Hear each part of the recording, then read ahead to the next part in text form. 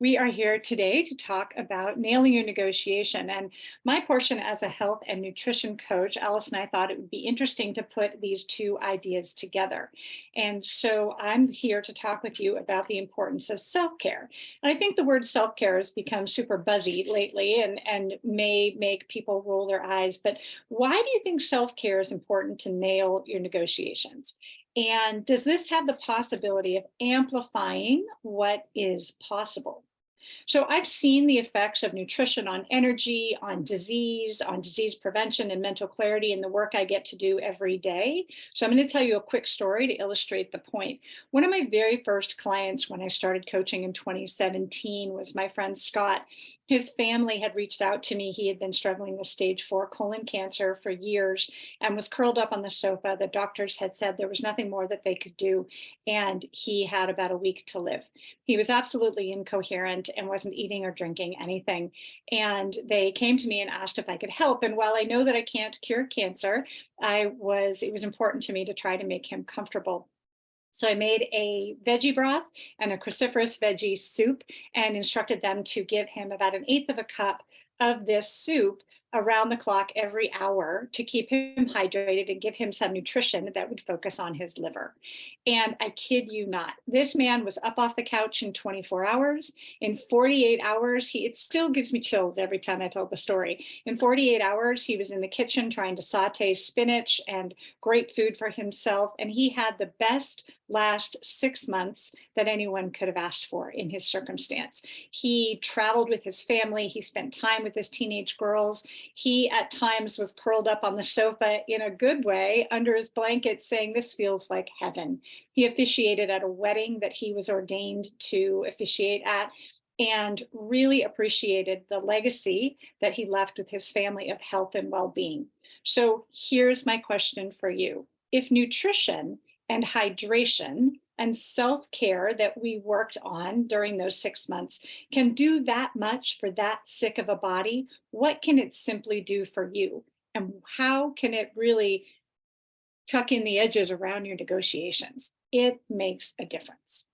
So I'm going to tell you a little bit about myself, and so you know why I'm qualified to sit here and talk about this. I do have a background in pre-professional culinary training. And as a culinary teacher for 10 years, I worked with adults and kids, just really getting more veggies into their diet and teaching them how to cook and be comfortable. The certification I have as a health coach has allowed me to put bumpers around the questions that my culinary clients have often asked over the years. Do I eat meat? Should I be vegan? Is gluten going to kill me? What's the deal with sugar? And all of those questions. So my certification has allowed me to get deeply and broadly educated across all of the things that nourish us both on and off our plates. So I continue with robust continuing education units, and I have a hormone health certification. I have a gut health certification, and I have done a lot of research into dietary supplementation and am a specialist and have a certification in that area as well. Not because I believe in supplements first, I believe food first, but when there is a noted deficiency, it is a great option. My clients see an 80% success rate of meeting or exceeding the goals that we set for them.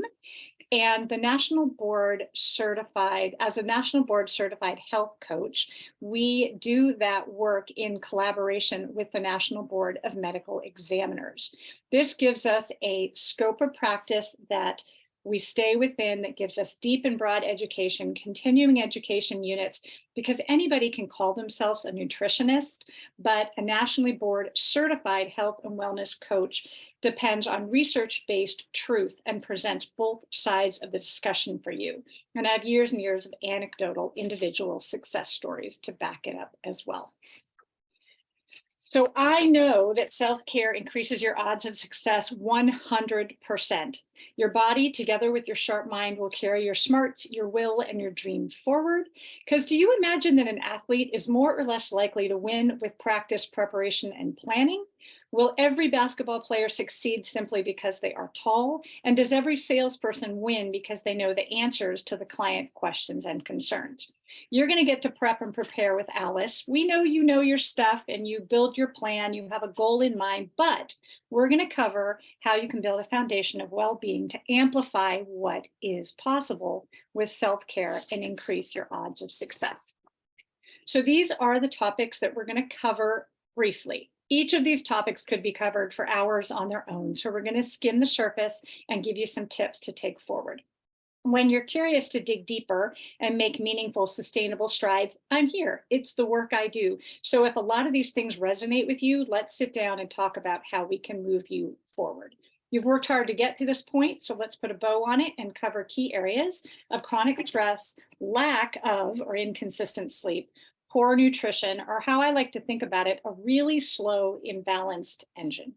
So we're going to start with stress. So when we're chronically stressed, we are flooded with stress hormones, cortisol and adrenaline, and the body moves the focus away from cerebral thinking, away from our cognitive pursuits and problem solving to the extremities and gives us energy to get us quick escape from danger. The body is in a survival mode, and this is the same as when we're in a heated argument. We've all been there, and Alice will speak to this, I'm sure, because we can't think clearly. It's about preservation or die. It's this fight or flight mode that we're in.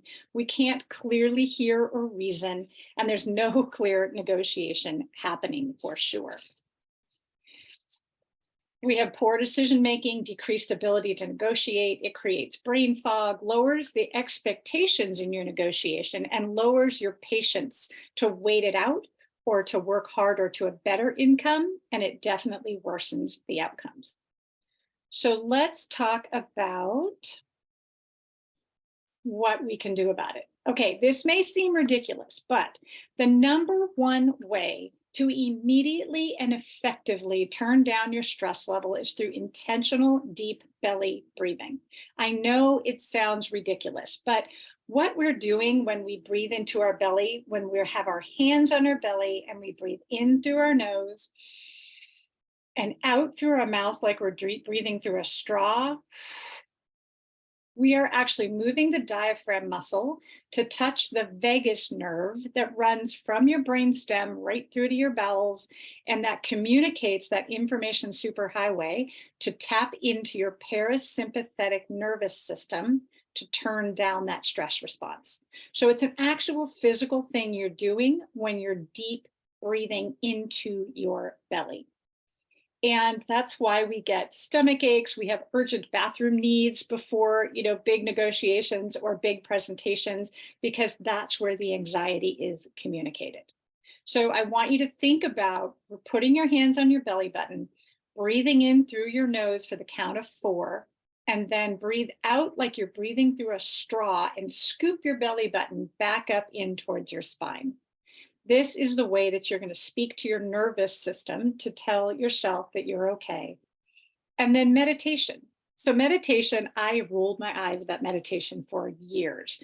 But the bottom line is, it doesn't have to mean that you become a yogi and you start meditating for hours. If you love it, go for it. But if not, meditation can be found in exercise and yoga and laughter and getting outside, because that speaks to our nervous system over time. The deep belly breathing is something that can do it within 3 breaths. The Navy SEALs use it in high stress situations.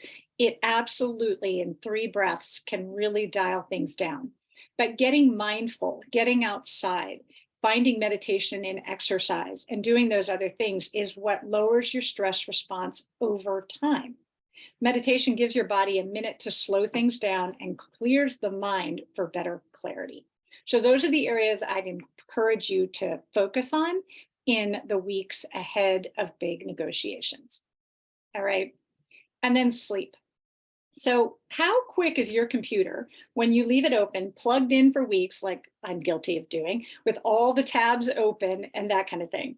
Is it slower? Is it quicker? Because mine is definitely slower, and my computer is a lot more dim-witted, I think. So the synapses in your brain when you are sleeping and all that neurological activity that goes on, is happening while you sleep. We recover, we rebuild, and we really clear things out while we're sleeping. Great sleep can bring us great problem solving clarity. Great sleep can bring solutions top of mind. Great sleep lets us clear the excess and arrive at better clarity quickly. But I want you to remember, with all of these things I'm telling you, other than deep belly breathing, which is an immediate shift, this can't just happen the night before your negotiation. It can, and it should, but it's the week to 10 days ahead of time that you're going to tuck in the edges around these healthy habits to give you that edge. So the tips I'm going to give you, and again, I do a whole sleep talk for an hour, but the top tips I'm going to give you for better sleep hygiene, first is consistency. So you hear, we should get a good night's sleep, but what does that mean? I have clients who thrive on 6 hours of sleep. I have clients who thrive on 10 hours or more, and everything in between. The key is you get to decide what's going to be right for you. That doesn't mean that everybody should sleep from 10 p.m. to 8 a.m. every night for the rest of their lives. It can be 7, it can be 10. The key is consistency. So I want you to decide for yourself and think, how much sleep would I really love? It may not be realistic. We're not on vacation here. I get it. But I want you to wonder to yourself, how much sleep would I really love? Like, I love 7 to 8 hours. Makes me super happy, super clear, and I feel rested when I wake up. So how far off are you from that period of time? And so the trick I want to give you is decide where you want to get. So say you're going to bed at midnight and you want to be going to bed at 11. Or say you're going to bed at 1 and you want to be going to bed at 10:30. Really far apart, right? The best way to do this, and it takes weeks, is to inch up on it in 15-minute increments. Because some people can do it cold turkey. I have clients who have done it.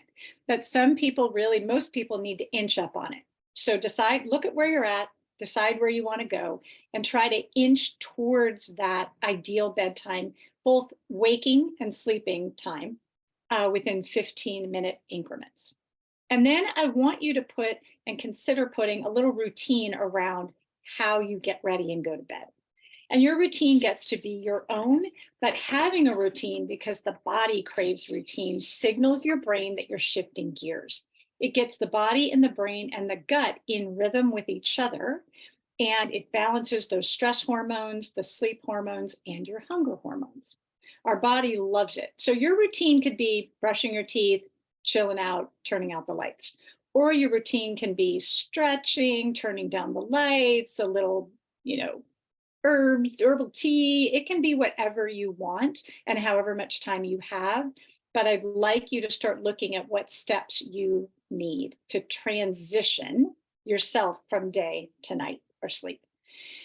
And speaking of transitions, does that mean that doom scrolling while you're sitting in bed qualifies as a bedtime routine? Or those Instagram reels that I find myself down that rabbit hole watching like ducks or something for hours. Does that mean that's a good bedtime routine? Maybe, but likely not.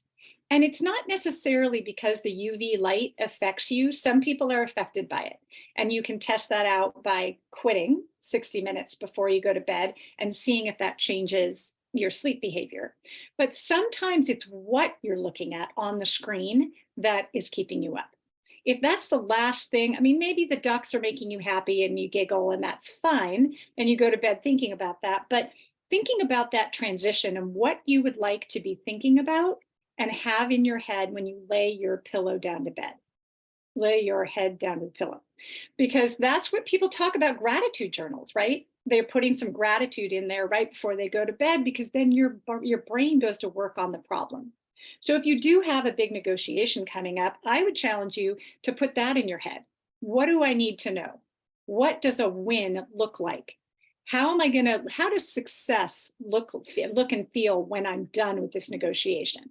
And let your brain that's clearing up overnight get to work. So it's up to you. But those are the 3 tips I'd have you consider. And we're going to move on to nutrition. So, we hear our mom's voices, right? Eating a well-balanced diet is so old school, like, yeah, well-balanced diet, eat my veggies, but why? So I'm here in the work I get to do, I get to tell people why, because I think that makes a difference. Every single cell in your body needs a slightly different combination of things to do its best work. That's why they talk about eating the rainbow. And I like to focus on, to give my clients a lot more clarity, 5 things. Nutrition for optimal performance should include across your days and weeks these 5 things on a regular basis.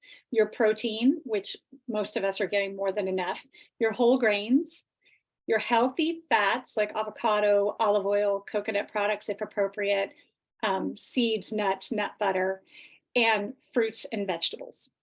And so those, when you look at a plate and you're building a plate and you're having a meal, I want you to just think, do I have my 5 things?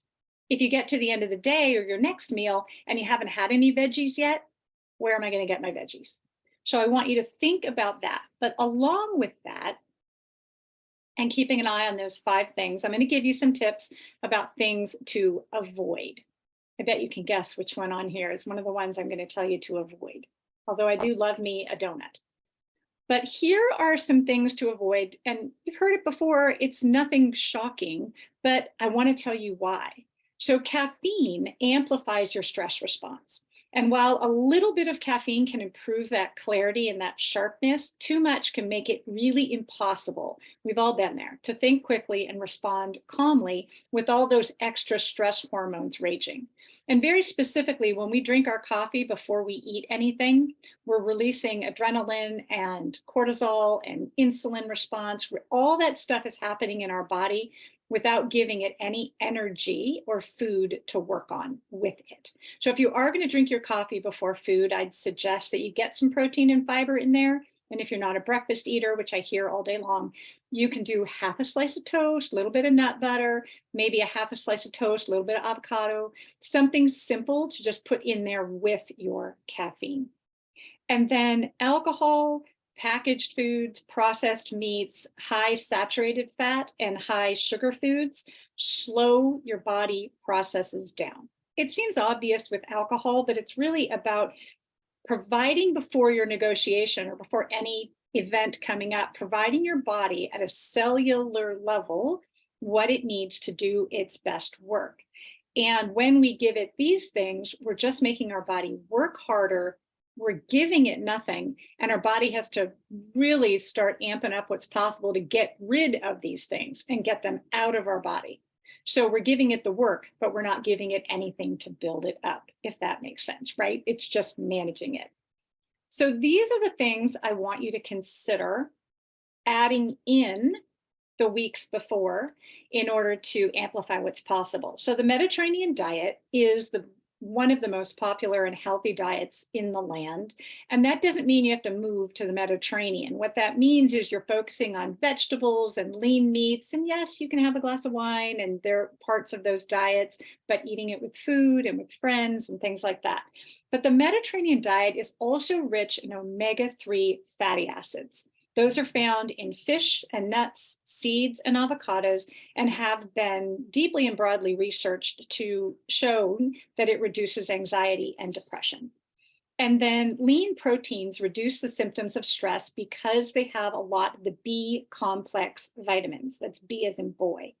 So I want to see, and maybe you need a B complex. If there is a documented deficiency, you might want to add that in for stress management. And then serotonin, which is a hormone, right? The happy hormone that produces the feelings of well-being and happiness, is produced largely in our gut. I actually did not know that and had learned that a couple of years ago. It's produced largely in our gut. I thought it was all coming from our brain. So keeping a healthy gut by adding in high fiber foods like berries, whole grains, and beans can help amplify the production of serotonin. Like, who knew? I think that's amazing. And then fermented foods build a great population of the good guys in your gut. So things like kombucha, sauerkraut, kimchi, yum, and kefir are great options to add in to amplify that production of serotonin. And magnesium, which I take nightly now and I love, helps greatly with brain function, with sleep function, sleep hygiene. It's used in over, I'm going to get the number wrong, but something north of 300 different body processes. And so magnesium is a great option. There are lots of magnesiums out there, and I am happy to help you to find the right supplement, some of which I represent, some are which brands I don't represent that I love. I actually buy one I don't represent because I love it. And it can also be found in food: bananas, avocados, broccoli, spinach, cashews, flax and chia seeds, lentils, peas, chickpeas, and beans. So magnesium is very important for brain function and clarity. And then I get asked this a lot. The caffeine in green tea and matcha tea has a milder effect on our stress hormone response, and you get tons of great antioxidants in addition. And so there's L-theanine specifically that's been shown to affect your levels of serotonin and dopamine, which we all need. And they both influence not only mood, but sleep, emotion, and cortisol that helps us deal with stress. So those are the things I want you to consider to add in for more clarity. And combining those things ahead of time, right? Those are they can't just happen overnight. Combining that stress management and the planning, role playing, and practice that you're going to get with Alice, together with the kind of planning, role playing, and practice you need to have ahead of time on stress management, sleep, and nutrition. Because I can tell you that you can change the health of your gut in 2 to 4 days. You can adjust your sleep schedule in 10 days or less, and you can calm yourself down in 3 deep belly breaths. So if you have something big coming up, I would say 10 days out, you hop on board these tips and tricks and see if it doesn't help you. I work with busy executives every day that are managing to find time, now that they work with me, to chill out. They actually use the bathroom on a regular basis. They plan for healthy food. They take breaks while they're still hitting it out of the park at work. I have people meeting with the actual president, with governors in high-stake negotiations with boards, foundations, and their teenagers, negotiating with wild success. I'm telling you, it makes a huge difference. And for you guys on this call today, I'm offering 20% off my coaching program. And I would love to see you just bubble up into a consult with me, just to chat about what's going on and how I can help you hit it out of the park. Once you're working with Alice and I would have you surrounded and make sure that you, like top athletes, are hitting the competition planned ahead, prepared, and ready to go. Because this could be the turning point that your 80-year-old self might look back and thank you for making yourself a priority. So I'm hoping you're in, and I'm looking forward to hearing Alice's presentation for us as well. All right. If there aren't any more questions for Michelle, I'll get started. Today, I'm going to be talking about negotiating to get what you want. My name is Alice Shikina, and I am a negotiation coach and mediator, and I help people really become comfortable and confident in their negotiations. So that's how I help you. So I want to talk a little bit about how you can negotiate to get what you want. Okay, so there is a book that I read, and it's called Ask For It. And they talk about how there are actual gender differences in negotiation. So according to Linda Babcock, she says, well, probably this is because as girls don't have to do a lot of things where you negotiate for money, right? You might be helping out with laundry. You might be helping out setting the table, washing the dishes, cooking, and these things happen multiple times daily.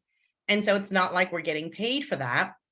Whereas boys may be negotiating to mow the lawn. They may be negotiating bigger chores like, oh, let's go cut the shrubs down, or let's go trim the bushes, or go to the neighbor's house to ask them if they want to pay them money for mowing their lawn. And so they get a lot of years of negotiating, so that by the time they become 21 years old, they have probably a decade of negotiation experience over girls or females.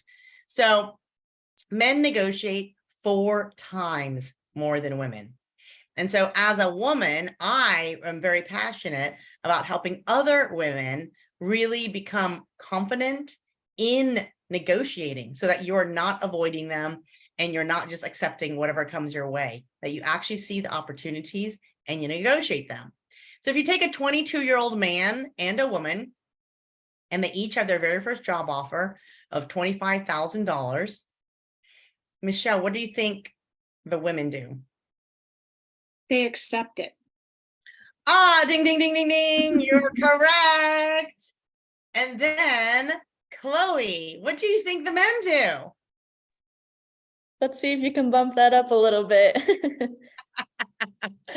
Exactly. They negotiate and they get $30,000, right? So out the gate, now you have two people. One is starting at 25, the other starts at 30. And you can imagine year over year, when you are negotiating a salary raise, you're negotiating based on a percentage of your base.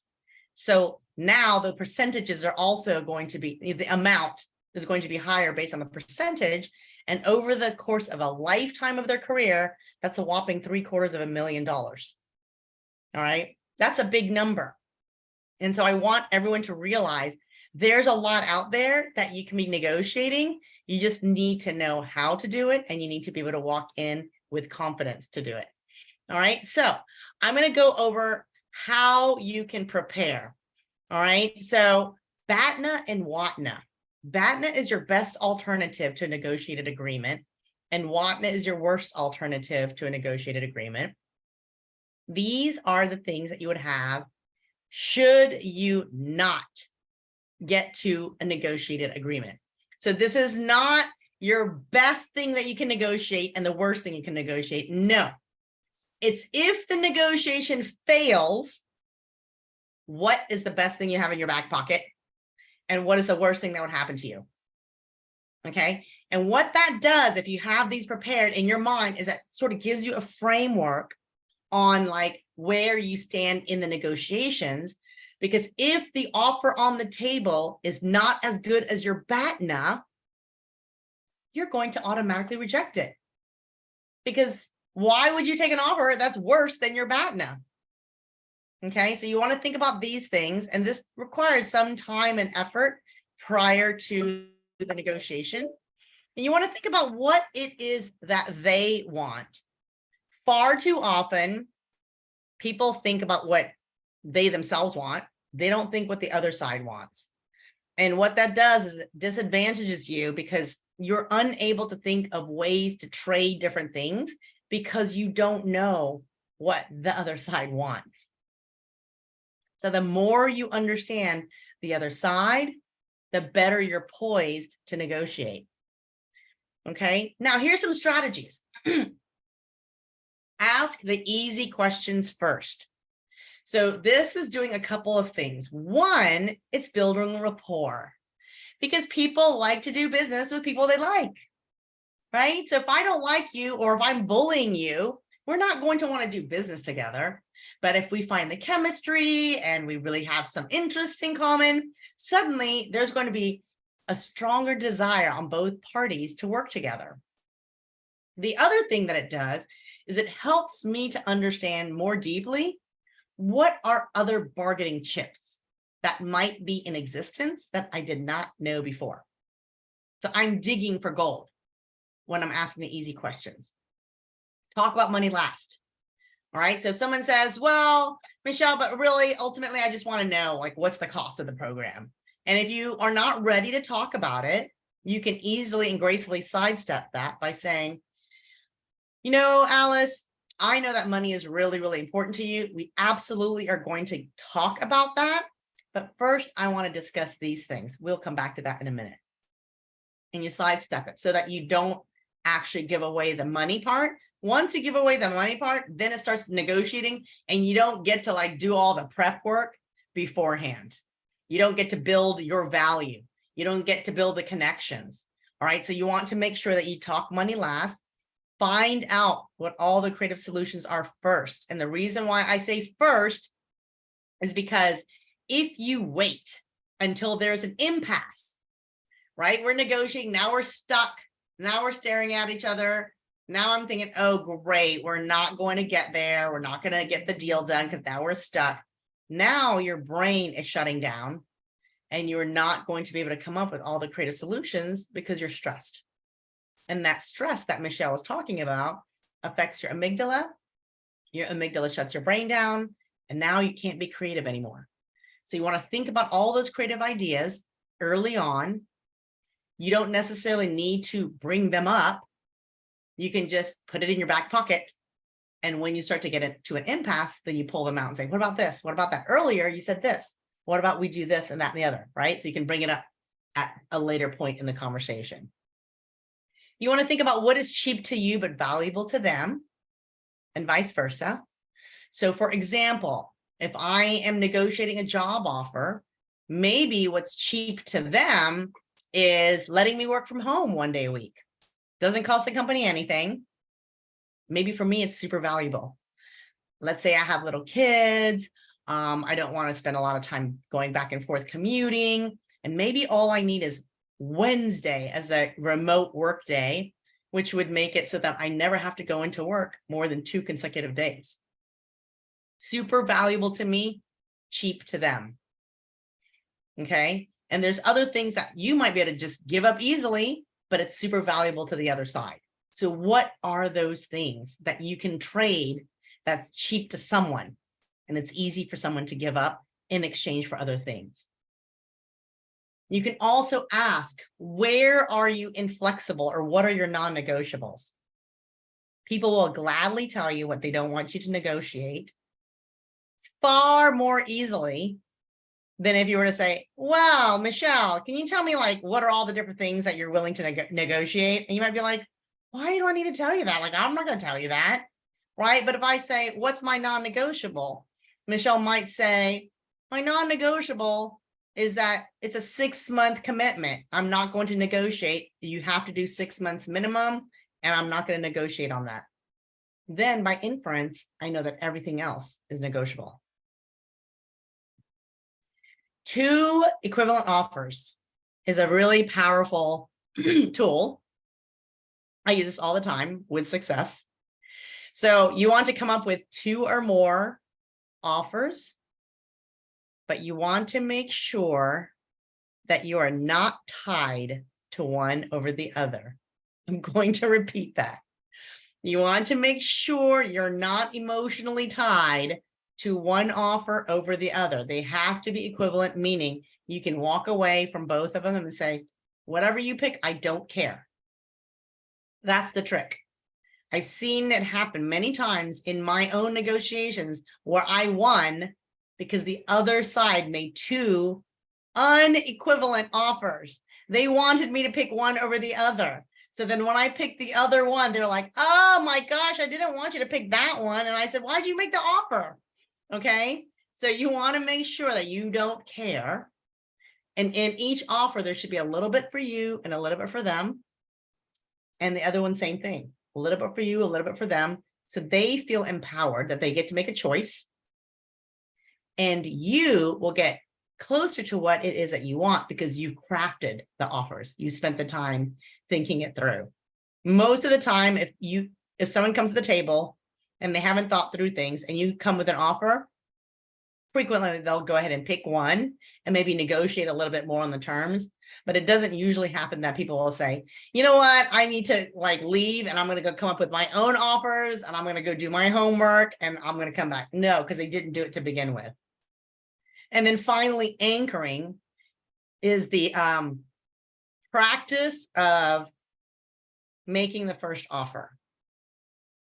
Like you're anchoring, right? You're saying, I'm going to anchor the negotiations around my number. There are times when you should be anchoring and there are times when you should not. People always ask, well, should I make the first offer? Should I make the first offer? You should make the first offer only if you are well educated about what you're making the offer on.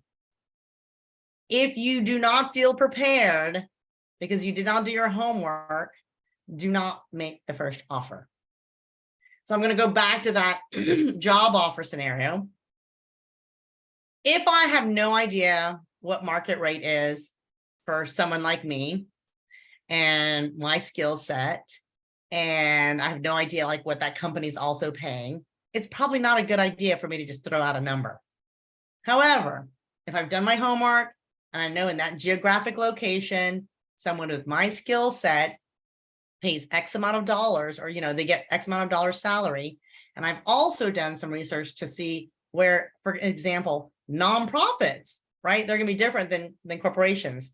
So what are nonprofits paying for someone in my position? And I can look at those two numbers, find somewhere where it suits me, and I can make that first offer because I'm very well educated on that scenario. But you only want to anchor if you know what you're talking about. Any questions on these strategies before I move on? Anyone want to share anything? Any insights? I just wanted to say, Alice, it's exactly the same with kids and teenagers. You got to give them two realistic options that you love. Yes, exactly. And then you will find, and I'm sure you found the same too, Michelle, is that if you do that strategy with kids, you'll have a very peaceful home because they'll choose one. 100%. And so you're not fighting and you're not negotiating into this. The other thing too is if you become a strong negotiator, your kids will respect the fact that you won the negotiation fair and square, and they don't nag you. Kids have a tendency to nag parents when they can sense the parents are not that confident in negotiating. That's why they do that. But if they're like, okay, you won fair and square, they'll and they also have to see you also giving up, right? If you lose and they win fair and square, you have to, as a parent, say, okay, you won that one, I'm gonna step down. So good points there. So we talked a little bit about promotion or raise, taking into account everything you've accomplished so far, having a pre-negotiation meeting. So this is like a two-step where you say to your boss, hey, I'd love to have a meeting. You don't say to them, I'm going to have a meeting because I want to ask for a raise. You just said, I'd like to have a meeting to see how I'm doing. And in the meeting, you're going to find out stuff like, I'd like to know, how can I contribute better? How can I improve? Where do I need to be focusing my attention? If I did want to raise, what are the markers that I need to hit in order to get there? So you want to get all that information.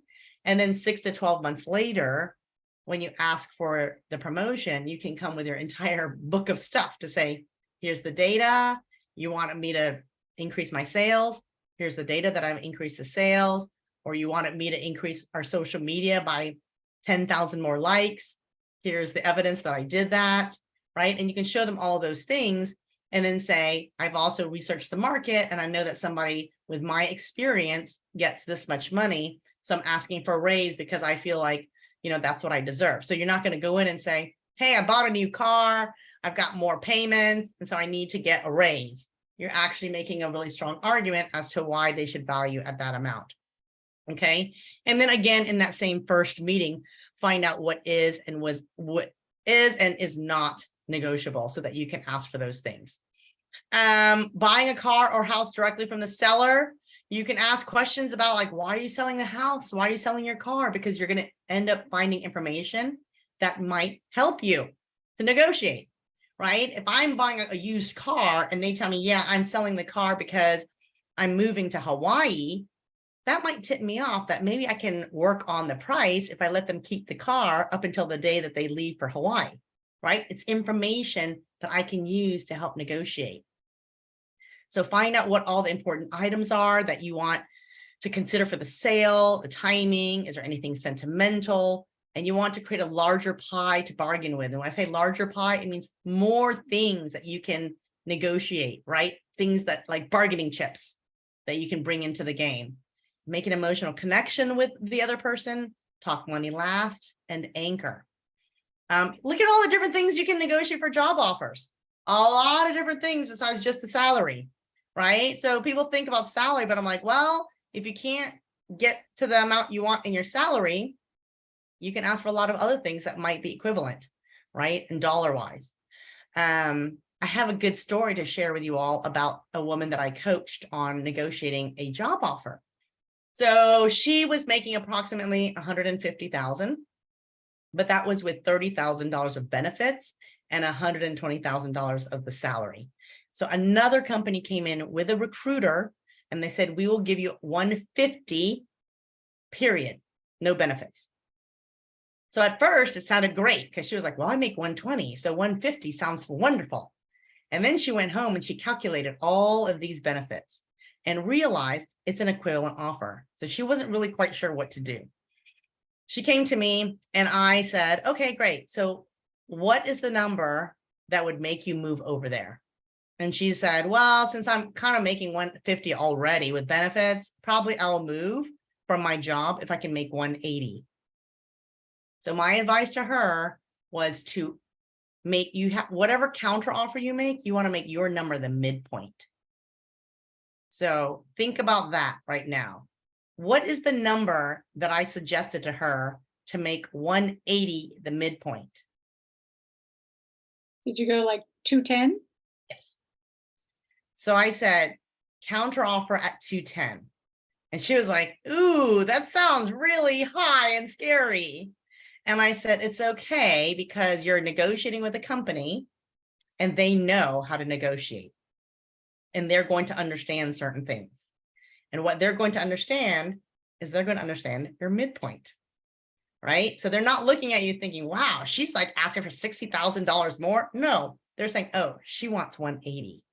So either they're going to try to go back and forth and maybe slowly creep up to 180, or they might tell her, no, no thanks, bye. And I told her, if they tell you no thanks, they're not saying no thanks to 210. They're saying no thanks to 180. Or they can just offer her the 180 because they know that that's what she wants. Who would like to guess what maybe happened at the very next counter from the company? Take a wild guess. They came right back at 180. Correct. He did. And she accepted immediately and she moved jobs, right? And also I want you all to know that particularly in job offers, companies will legally, if you make a counter, that last offer that they made is off the table. But practically speaking, no one is ever going to be like, oh, you made a counter offer, we can't meet it, and so we're walking away. No, they want to work with you. So even though legally they don't have to keep that offer on the table, you're rarely, if ever, going to lose something just because you made a counter, right? So it's always like, have that confidence to say, I'm going to go in and counter. If they say no, I'll say, ultimately, the best thing you could probably do, not legally, but just practically, is to say, fine, I'll take that offer that you gave me originally. Very few companies are going to say, no, you turned it down and you made a counter offer. You know, they want to work with you. So they're gonna like, okay, if you accept it, we'll take you. But just know that people will rarely take away that offer that they originally made. So you can go higher and see if they come up. And if they don't, and you want to take their last offer, you can always go back and say, okay, well, if we can't come to an agreement, I'm happy to take that last offer. Okay. And again, negotiating with your kids, as Michelle mentioned, you can ask questions like, what about that is so important for you? What makes you feel that way? What has to be true in order for you to agree to this? The main thing is you want to stay away from why questions. Why questions, this is for children and adults. Why questions have a tendency to trigger people. They get defensive. And then it's not very good because once you get defensive, your amygdala gets triggered and then you're not thinking, right? It's just a chain reaction. So if you say what and how, change your why questions to what and how, you're likely to be able to have much more of a dialogue between people. And then you can figure out what is motivating your children and how can you problem solve so that you both get your needs met. Thanks, Chloe. Thanks, Michelle. I know. You're welcome. Bye, Alice.